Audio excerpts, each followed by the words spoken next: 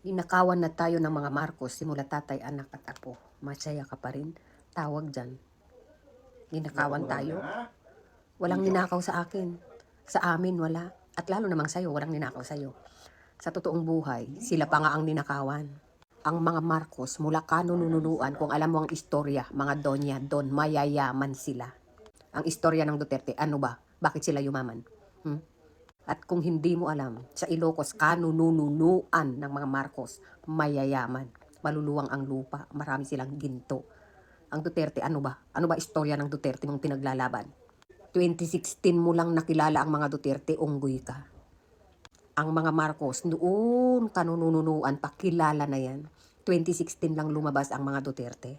Masaya talaga ako, masayang masaya kami. Very happy sa Lunes. Anong meron sa Lunes? Mas lalo akong sasaya. At ikaw, pinamugaran na ng mga sindikato, ng mga drug lord, mamamatay tao ang bansa mo, muntik nang mawala ang West Philippine Sea. Duterte ka pa rin. Diyos ko. Kung ayaw mo ng administrasyon ng Marcos, lumayas ka dyan sa Pilipinas, di ba?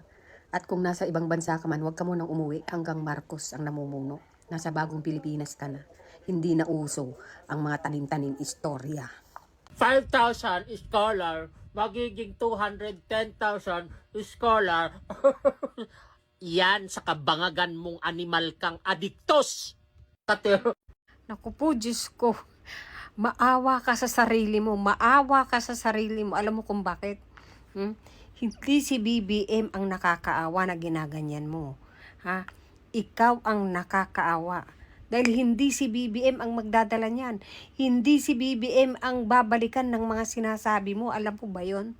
Lalo na't yung taong ginaganyan mo ay walang ginawang masama sa'yo. Lalo't yung ginaganyan mong tao, puro kabutihan ang alam. Puro pagtulong sa kapwa, mahihirap ang ginagawa. Kaya hindi si BBM ang magdadala niyan, ating ikaw yun. Kaya kaawaan mo ang sarili mo. Tignan mo pa naman yung itsura mo. Tignan mo yung itsura mo. Diyos ko Lord. Kung naalala nyo nung nakaraang araw, merong nagsasalita sa stage na matandang didishit. Naglock yung panga. Ewan ko kung ano na nangyari ngayon. Sana naman nakaligtas siya. Kung sa bagay, kung ganyan na talaga ang pag-uugali mo, wala nang pag-asa, ay naku, ay bahala na ang Diyos na kumalabit sa iyo.